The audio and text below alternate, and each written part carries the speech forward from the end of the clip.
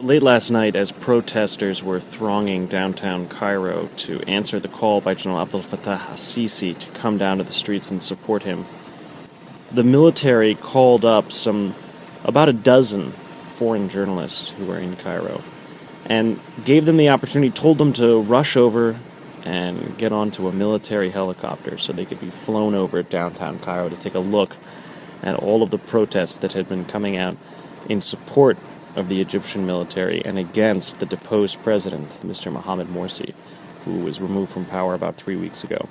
So as you can see, we were being flown around Tahrir Square, where, as if you look at the images right here, the crowds have diminished. There aren't nearly as many people because it was about 2:30 in the morning.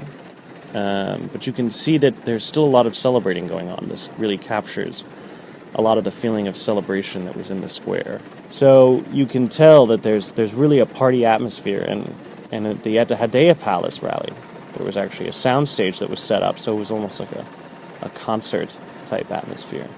This was what the military wanted the foreign media to see. They wanted us to get the impression, and we did get that impression, that this is a very popularly backed military government, that the removal of Morsi was very popular.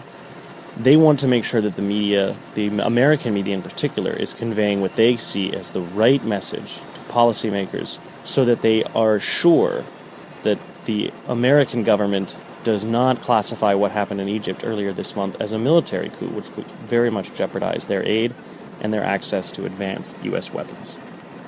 For the Wall Street Journal, this is Matt Bradley in Cairo.